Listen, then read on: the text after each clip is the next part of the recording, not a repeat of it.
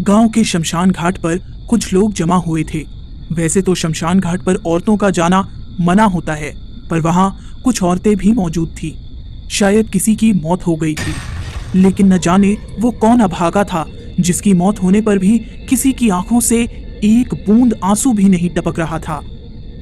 वो सब लोग शांत खड़े एक एक करके सामने रखी चिता पर लकड़ियां डालते जा रहे थे। लकड़ियां डालने के बाद सभी लोग पीछे हट गए। आखिर एक आदमी आगे आया। उसकी वेशभूषा से वो गांव का कोई तांत्रिक लग रहा था। वो तांत्रिक चिता के सामने आकर खड़ा हो गया और कोई मंत्र पढ़ने लगा। फिर उस तांत्रिक ने अपना सिर पीछे घुमाकर किसी को इशारा किया। पीछे खड़े लोगों में से एक आदमी सामने आया। वो आदमी बहुत डरा हुआ था। आसपास तेज ठंडी हवाएं चल रही थी, फिर भी न जाने क्यों उसका चेहरा पसीने से तरबतर हुआ जा रहा था। तभी तांत्रिक ने अपने हाथ में रखी मशाल जला दी और उस आदमी के हाथों में थमा दी। मशाल पकड़ते ही डर के मारे उस आदमी के हाथ कांपने लगे। फिर भी वो अपने कांपते हुए हाथों में मशाल लिए चिता की तरफ बढ़ने लगा। वो चिता को आग लगाने ही वाला था कि तभी उस पुलिस की गाड़ी की सायरन सुनाई दी। उस आदमी ने जल्दी चिता को आग लगा दी और जोर जोर से रोता हुआ वहां से हट गया। तभी पुलिस की गाड़ी वहां पहुंच गई।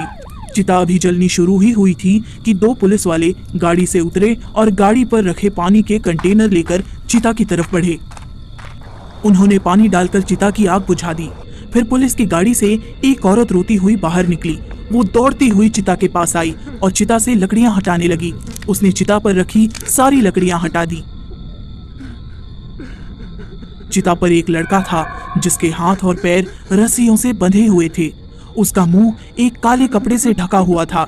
उस औरत ने जैसे ही लड़के के चेहरे से कपड़ा हटाया, उस लड़के ने गहरी सांस ली और एक शब्द कहा, माँ, मुझे बचा लो माँ। पुलिस वाले ये देखकर दंग रह गए। तभी उस लड़के की माँ ने चिता जलाने वाले उस आदमी की तरफ इशारा करते हुए दरोगा से कहा, दरोगा जी, इस आदमी को छोड़ना नहीं। ये इंसान नहीं, हैवान है। इसने अपने ही बेटे को जिंदा जलाने की कोशिश की है। ये सुनकर पुलिस वाले हैरान हो गए। उनके मन में कई सवाल उठ रहे थे।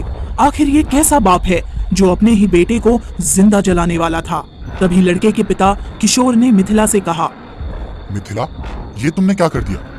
तुम इसे बचाकर ठीक नहीं कर रही हो। हट जाओ हमारे रास्ते से। तभी गांव की कुछ औरतें मिथिला को पकड़कर खींचती हुई वहां से ले जाने लगी। मिथिला चीखने चिल्लाने लगी, दरोगा जी, मेरे बेटे को बचा लीजिए, ये दरिंदे उसे मार डालेंगे।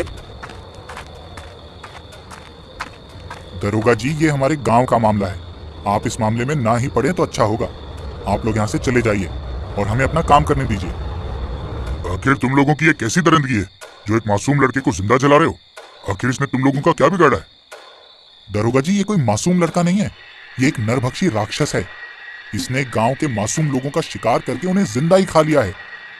अब बस बहुत हुआ। ऐसी मनगढ़ंत कहानियां मैं बहुत सुन चुका हूँ।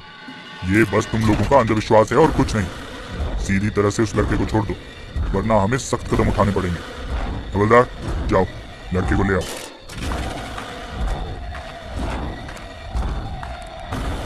तभी गांव का एक आदमी हीरा बोल पड़ा, दरोगा जी, आपने इसे बचा तो लिया, लेकिन हम इसे इस गांव में नहीं रहने देंगे। इसे गांव छोड़कर जाना होगा। ठीक है, अगर आप सब यही चाहते हैं तो मैं अपने बेटे को लेकर यहाँ से दूर चली जाऊंगी। इस शर्त पर गांव वालों ने रघु को छोड़ दिया। मिथिला अपने बेटे को लेकर गांव से दूर जंगल में एक झोपड़ी बनाकर रहने लगी। फिर एक रात हीरा अपने खेतों से काम करके घर लौट रहा था। अक्सर तो वो जल्दी घर लौट जाया करता था, लेकिन आज उसे घर लौटने में देरी हो गई। दिन ढल चुका था। वो हाथ में टॉर्च लिए डरा सहमा बस चलता ही जा रहा था। रास्ता कच्चा और सुनसान था। आसपास पेड़ पौधे और झाड़ियां थी। तभी उन झाड़ियों में कुछ हलचल हुई। हीरा घबराकर वहीं रुक गया। उसने टॉर्च की रोशनी झाड़ियों की तरफ की, लेकिन वहां कोई नहीं था। हीरा फिर अपने रास्ते चलने लगा। उसके कदमों के साथ किसी और के भी कदमों की आहट साफ सुनाई दे रही थी, मानो कोई हीरा का पीछा कर रहा हो।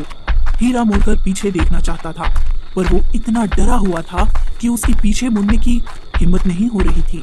वो बस सामने देखता हुआ चलता ही जा रहा था कि तभी किसी ने उसकी पीठ पर तेज धारदार नाखून से हमला किया। हीरा की पीठ खून से लथपथ हो गई, लेकिन उसने तभी भी पीछे मुड़कर नहीं देखा और वो जितनी तेज हो सके भागने लगा। पर वो अपनी मौत से ज्यादा दूर नहीं भाग पाया, क्योंकि अचानक उसके सामने एक शैतान आकर खड़ा हो गया। वो शैतान अपनी बड़ी काली आंखों से हीरा की तरफ देखने लगा। उसके पंजे इतने बड़े और नुकीले थे कि किसी भी इंसान को एक बार में ही चीर के रख दे। हीरा उसे देखकर बहुत डर गया। वो मदद के लिए जोर जोर से चिल्लाने लगा। उस दिन उसकी किस्मत अच्छी थी कि कुछ गांव वाले आसपास ही थे। वो हीरा की आवाज सुनकर तुरंत भागे चले आए। गांव वालों को आता देख वो शैतान हीरा को छोड़कर वहां से भाग गया। हीरा बेहोश होकर वहीं गिर पड़ा। हीरा को पास के अस्पताल में ले आए। थोड़ी देर बाद उसे होश आ गया, लेकिन वो उठते ही बहुत चीखने चिल्लाने लगा। बचाओ बचाओ मुझे, मुझे मार डालेगा, बचाओ मुझे। वो नरभक्षी वापस आ गया है, उसने मुझे मारने की कोशिश की। उस शैतान को हमें उसी दिन खत्म कर देना था। अब वो हम में से किसी को भी जिंदा नहीं छोड़ेगा। मुझे किशोर के पास जाना है। मुझे उसे सब कुछ बताना होगा। हीरा कुछ लोगों के साथ तुरंत किशोर के घर गया, लेकिन किशोर अपने घर पर नहीं था। उसके घर पर ताला लगा हुआ था। हीरा किशोर के घर के सामने बैठ गया और उसका इंतजार करने लगा। इधर दूसरी तरफ किशोर जंगल में अपनी पत्नी और बेटे को ढूंढ रहा था। तभी उसे लालटेन की रोशनी दिखाई दी। किशोर समझ गया कि उसकी पत्नी और बेटा वहीं होंगे। किशोर तुरंत भाग गया और घर का दरवाजा जोर जोर से खटखटाने लगा। फिर मिथिला वहां आई और दरवाजा खोली। बता, तूने उस दरिंदे नरभक्षी को कहाँ छुपा कर रखा है? आज मैं उसे खत्म कर दूंगा। उसने फिर से गांव के लोगों को मारना शुरू कर दिया है। आज मैं उसे खत्म करके ही रहूंगा। किशोर शांत हो जाओ। मेरे बेटे ने कुछ नहीं किया। वो हर पल मेरे साथ ही था, मेरी आंखों के सामने।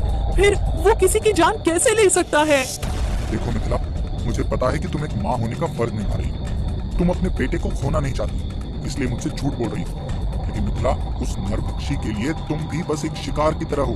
अगर कल को उसे कोई शिकार नहीं मिला तो वो तुम्हें भी जिंदा खा जाएगा। अब हटो मेरे रास्ते से। किशोर मिथिला को धक्का मारता हुआ अंदर चला आया। उसे रघु कहीं नजर नहीं आ रहा था। फिर उसे सामने एक कमरा दिखा।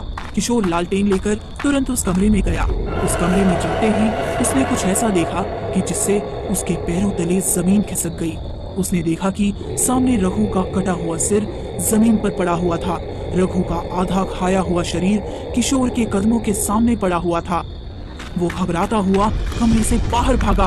वो जैसे ही बाहर निकला, सामने मिथिला खड़ी थी। मिथिला के चेहरे पर एक हल्की मुस्कान थी। किशोर उसे देखकर चौंक गया। फिर देखते ही देखते मिथिला एक शैतान में बदलने लगी। उसका शरीर भयानक हो गया। उसके हाथों से धारदार पंजे बाहर निकल आए। अब वो पूरी तरह शैतान बन चुके थे। किशोर उसे देखकर थर थर कांपने लगा।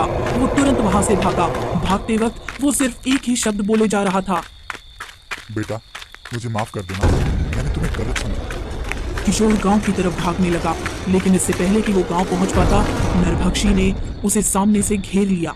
उसने अपने धारदार पंजे किशोर के आर पार घुसा दिए और उसे खींचती हुई घने जंगल में ले गई। हीरा किशोर का इंतजार करता रहा, लेकिन किशोर कभी लौट नहीं आया। गांव वालों को कभी पता नहीं चल पाया कि वो नरभक्षी रघु नहीं, बल्कि उसकी माँ मिथिला थी। वो हर रोज किसी न किसी गांव वाले का शिकार करती रही। फिर डर के कारण सारे गांव वाले गांव छोड़कर कहीं और चले गए।